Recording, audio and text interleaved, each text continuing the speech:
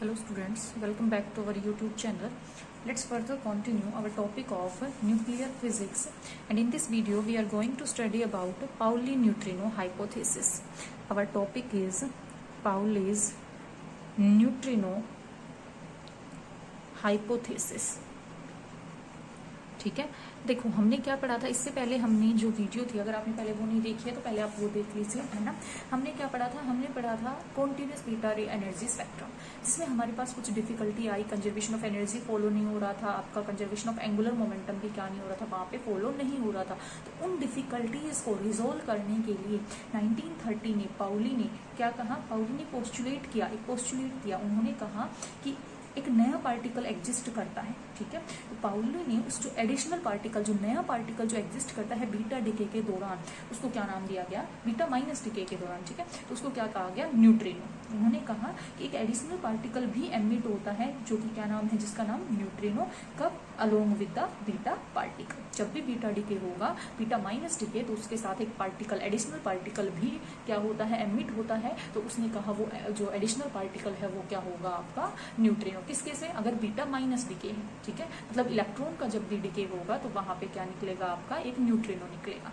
अब देखो, जैसे इलेक्ट्रॉन का एंटी पार्टिकल क्या था, पॉजिट्रॉन है। तो जब भी पॉजिट्रॉन का डिके होगा तो उसके साथ जो पार्टिकल, न्यूट्रिनो का एंटी पार्टिकल क्या होता है, एंटी न्यूट्रिनो। तो उसके साथ एक एडिशनल पार्टिकल क्या निकलेगा, एंटी न्यूट्रिनो निकलेगा, ठीक है। तो उन्होंने यही कहा, इसको ना क्या नाम दे दिया गया, पाउली न्यूट्रिनो। देखो नाम क्या है, न्यूट्रिनो हाइपोथेसिस। तो इन्होंने क्या कहा कि जब भी बीटा डिके होता है तो उसके साथ एक एडिशनल पार्टिकल निकलता है। अगर बीटा माइनस डिके होगा तो एडिशनल पार्टिकल का नाम है न्यूट्रिनो। अगर बीटा प्लस डिके होगा तो एडिशनल पार्टिकल का क्या नाम है, एंटी न्यूट्रिनो, ठीक है। तो इस पार्टिकल की डिस्कवरी के बाद जो भी प्रॉब्लम्स थी वो प्रॉब्लम्स क्या हो गई, रिसोल्व हो गई। मतलब इसने कंजर्वेशन ऑफ एनर्जी को भी फॉलो करवा दिया, इसने कंजर्वेशन ऑफ एंगुलर मोमेंटम को भी फॉलो करवाया। उसके लिए कुछ प्रॉपर्टीज इसको असाइन की गई, ठीक है। तो सबसे पहले थोड़ी सी यही बात लिखेंगे क्या, कि इन 1930 पाउली पोस्टुलेटेड, इन 1930 पाउली पोस्टुलेटेड क्या, that postulated the existence of a new particle. इन्होंने क्या कहा, एक नया पार्टिकल एग्जिस्ट करता है, ठीक है। तो अकॉर्डिंग टू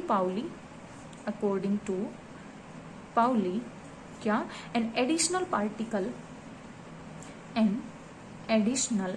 पार्टिकल क्या, नोन एज न्यूट्रिनो। क्या नाम दिया गया उसको, न्यूट्रिनो, ठीक है। न्यूट्रिनो इज आल्सो एमिटेड, वो भी क्या होगा, एमिट होगा। कब, along with beta particle. Beta particle का मतलब बीटा माइनस पार्टिकल, ठीक है। Along with beta particle in the process of beta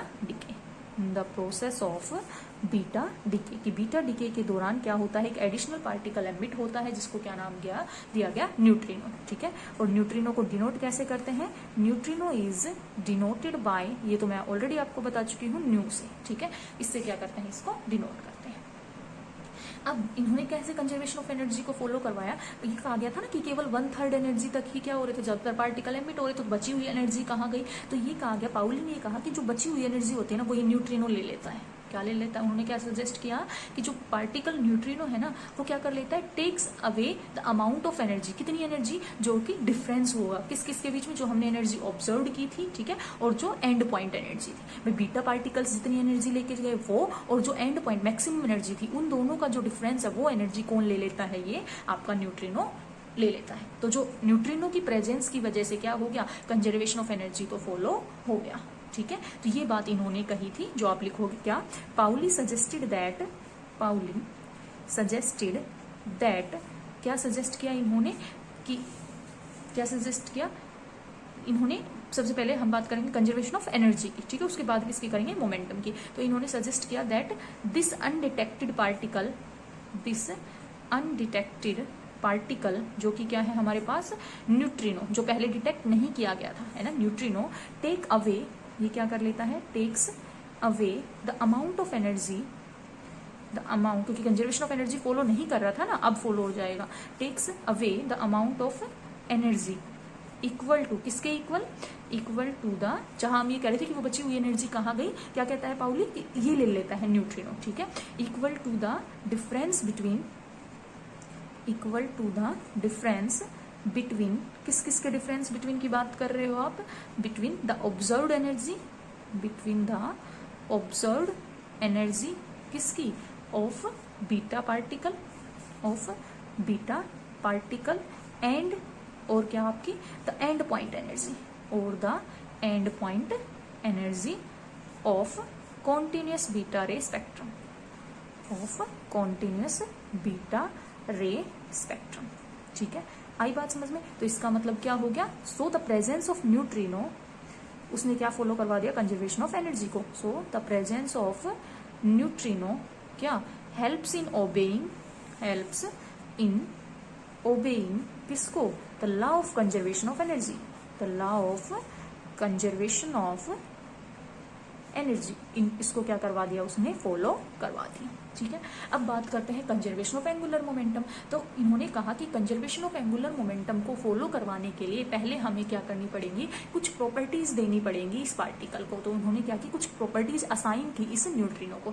देखो वहां पे चार्ज कंजर्व था, मास नंबर, एटॉमिक नंबर सब कंजर्व था। तो इसने कहा, इन्होंने कहा कि बीटा डिके के प्रोसेस के दौरान हमारे पास चार्ज तो ऑलरेडी कंजर्व था, बिना न्यूट्रिनो के भी हमारा क्या था, चार्ज कंजर्व था। तो इसका मतलब न्यूट्रिनो कैसा पार्टिकल है, चार्ज पार्टिकल। पहली प्रॉपर्टी दे दी गई, सॉरी कैसा है, जीरो चार्ज है इसके ऊपर। ठीक है, ये चार्जलेस है, इसके ऊपर चार्ज कैसा है, जीरो। तो पहली प्रॉपर्टी असाइन की गई कि न्यूट्रिनो है नो चार्ज या जीरो चार्ज। ठीक है, फिर मास भी कंजर्व था, तो रेस्ट मास भी क्या कहा गया, नेग्लिजिबल है, जीरो। ठीक है, अब फिर प्रॉब्लम का आई थी एंगुलर मोमेंटम, और एंगुलर मोमेंटम किसकी वजह से आता है, स्पिन की वजह से। तो कहीं ना कहीं स्पिन वहां पे क्या थी, डिस्टर्ब थी। तो कहा कि स्पिन को बैलेंस बनाने के लिए इन्होंने कहा न्यूट्रिनो जो है उसकी स्पिन कैसी होगी, हाफ इंटीग्रल स्पिन होगी। कैसी होगी, हाफ स्पिन होगी, तभी क्या होंगे, कंजर्वेशन ऑफ एंगुलर मोमेंटम भी फॉलो होगा। ठीक है, क्योंकि दो ही प्रॉब्लम थी, एक तो एनर्जी की, तो एनर्जी की तो रिजॉल्व हो गई। अब बात आती है एंगुलर मोमेंटम। तो एंगुलर मोमेंटम के लिए क्या कहा गया, इस पार्टिकल के स्पिन कैसी होगी, हाफ इंटीग्रल मल्टीपल होगी। बाकी सब तो कंजर्व था, चार्ज मास, तो इसका कोई चार्ज नहीं होगा इस पार्टिकल पे, इस पे कोई मास नहीं होगा, इसका रेस्ट मास जीरो होगा, इसकी चार्जलेस पार्टिकल होगा, चार्ज कैसा होगा इसका, जीरो होगा। ठीक है, तो ये चीजें क्या की गई, इसको असाइन की गई। ठीक है, तो ये चीज भी आप लिखोगे, in order to obey the law of conservation, in order to obey क्या, the law of conservation of angular momentum, law of conservation of angular momentum, इनको ओबे करवाने के लिए क्या कहा गया, पाउली सजेस्ट दैट, इन्होंने क्या कहा, सम प्रॉपर्टीज। ठीक है, कुछ प्रॉपर्टीज क्या करनी पड़ेंगी, हमें असाइन करनी पड़ेगी। ठीक है, angular momentum, some properties must be assigned to this particle, this particle का मतलब दैट इज न्यूट्रिनो, कि हमें क्या करनी पड़ेगी, इस न्यूट्रिनो को कुछ ना कुछ प्रॉपर्टीज असाइन करनी पड़ेगी। ठीक है, तो सबसे पहले क्या लिखा, क्या करें कि कैसा पार्टिकल है, इसका चार्ज जीरो है। ठीक है, लिखेंगे in beta decay process, in beta decay process charge is already, charge क्या था हमारा, ऑलरेडी कंजर्व्ड था, है ना, charge is already conserved. So यहाँ पे neutrino must have zero charge, neutrino must have zero charge, charge जो होगा वो न्यूट्रिनो पे हमारे पास क्या होगा, जीरो होगा। पहली प्रॉपर्टी। दूसरा, मास की बात करते हैं, है ना, the rest mass of neutrino, जो रेस्ट मास होगा न्यूट्रिनो का वो भी क्या होगा, इज आल्सो नेग्लेजिबल। ठीक है, वो भी क्या होगा, नेग्लेजिबल होगा। आगे बात समझ में। अब तीसरा हमें क्या करवाना है, एंगुलर मोमेंटम, तो उसके लिए स्पिन होनी चाहिए। ठीक है, तो इट मस्ट हैव, क्या होनी चाहिए, इट मस्ट हैव हाफ, क्या होनी चाहिए, हाफ स्पिन।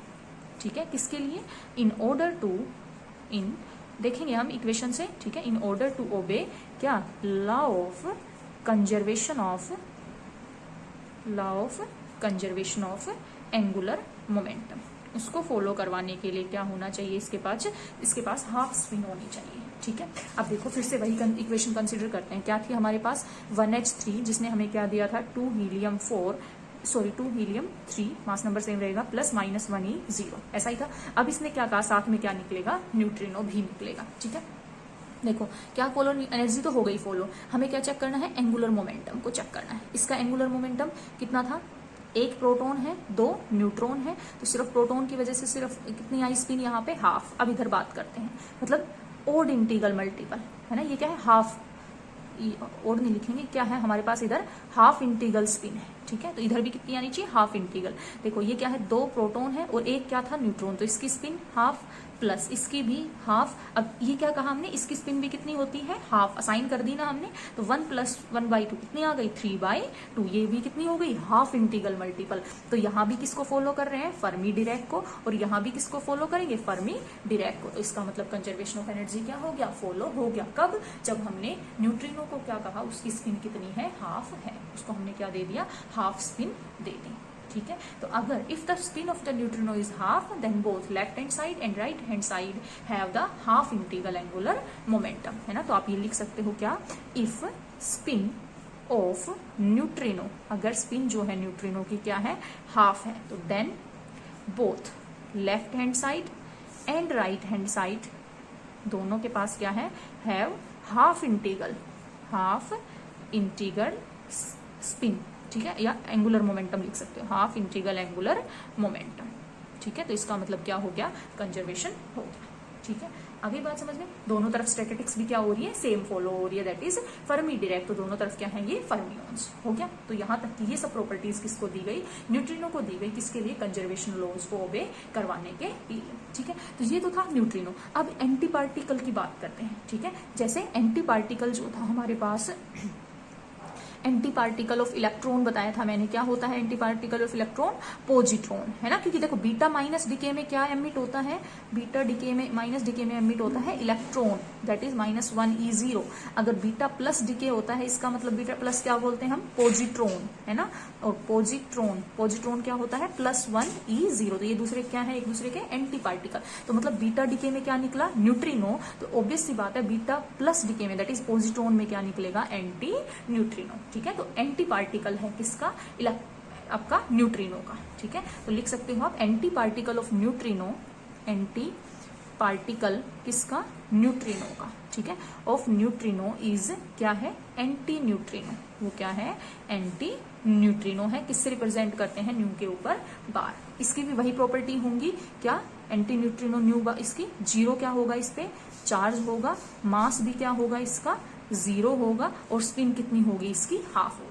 तो अब बात आती है न्यूट्रिनो में, एंटी न्यूट्रिनो में ये प्रॉपर्टीज तो सेम है, क्या, चार्ज 0, मास 0 और स्पिन हाफ क्या है, स्पिन। तो फिर कुछ डिफरेंस कैसे पता चलेगा कि ये न्यूट्रिनो है और ये एंटी न्यूट्रिनो, वो कैसे पता चलता है, वो पता चलता है हैंडेडनेस से, ठीक है। किससे पता चलता है, हैंडेडनेस से, कि जो आपका न्यूट्रिनो होता है ना, उसकी जो स्पिन है, क्या कहा मैंने, न्यूट्रिनो की जो स्पिन है, न्यूट्रिनो की स्पिन हमेशा क्या होती है, एंटी पैरेलल होती है उसके मोमेंटम से, ठीक है, पी से। न्यूट्रिनो की स्पिन, ये स्पिन है उसके किससे, मोमेंटम से, ठीक है। मोमेंटम से हमेशा क्या होती है, एंटी पैरेलल, किसकी, न्यूट्रिनो की, ठीक है। जबकि एंटी जो न्यूट्रिनो होता है उसकी स्पिन भी और उसका मोमेंटम दोनों क्या होते हैं, एक दूसरे के पैरेलल होते हैं, ठीक है। ये क्या है, एंटी न्यूट्रिनो। तो ये क्या है, इसमें डिफरेंस है, ठीक है, ये एंटी न्यूट्रिनो की। तो दोनों में डिफरेंस, क्योंकि सिमिलरिटीज तो हो गई, तो डिफरेंस क्या है, एक न्यूट्रिनो हैज स्पिन ऑलवेज, ठीक है। तो ये आप डिफरेंस भी लिख सकते हो दोनों में, न्यूट्रिनो में और एंटी न्यूट्रिनो में डिफरेंस क्या है, इन न्यूट्रिनो के पास क्या होती है, न्यू हैज स्पिन क्या है, जैसे एस न्यू, ठीक है, वो क्या होती है, पैरेलल, ऑलवेज, सॉरी क्या होती है, anti parallel, always anti parallel होती है, किसके, टू इट्स मोमेंटम के, वेयर एज, जबकि anti neutrino have both parallel, anti neutrino में क्या होती है, have spin S nu and momentum, ठीक है, S nu bar, both are parallel. उसमें क्या होते हैं, दोनों ही पैरेलल होते हैं, ठीक है। तो ये क्या है इसकी डिफरेंस। अच्छा, न्यूट्रिनो आपका कैसा होता है, लेफ्ट हैंडेड होता है, और एंटी न्यूट्रिनो कैसा होता है, राइट हैंडेड, ठीक है। ये भी लिख सकते हो। दूसरा डिफरेंस क्या, ये तो पहला था, जो न्यूट्रिनो है, क्या कहा मैंने, न्यूट्रिनो क्या होता है आपका, लेफ्ट हैंडेड होता है, ठीक है, लेफ्ट हैंडेड होता है, और एंटी न्यूट्रिनो कैसा होता है, राइट हैंडेड होता है, ठीक है। एक डिफरेंस आपका ये है। एक आती है आपकी हेलिसिटी, ठीक है। तीसरा जो डिफरेंस है मैं वो यही लिख से देती हूँ, क्या, हेलिसिटी, ठीक है। हेलिसिटी जो होती है न्यूट्रिनो की और एंटी न्यूट्रिनो की, तो हेलिसिटी जो है H से रिप्रेजेंट करते हैं। हेलिसिटी न्यूट्रिनो की होती है -1, ठीक है, इसकी होती है न्यूट्रिनो की, और जो है +1 होती है आपकी एंटी न्यूट्रिनो की, ठीक है। ये मेन 3 डिफरेंस है न्यूट्रिनो में और एंटी न्यूट्रिनो में, ठीक है। तो ये था आपका पाउली न्यूट्रिनो हाइपोथेसिस की न्यूट्रिनो की जरूरत ही क्यों पड़ी, कंजर्वेशन लॉज को फॉलो करवाने के लिए, फिर उसकी कुछ प्रॉपर्टी, फिर उसका एंटी पार्टिकल, फिर उन दोनों की सिमिलर प्रॉपर्टीज और उन दोनों का कुछ डिफरेंस, ठीक है। तो यहाँ पे ये आपका टॉपिक कंप्लीट है, Pauli neutrino hypothesis important topic है काफी, ठीक है।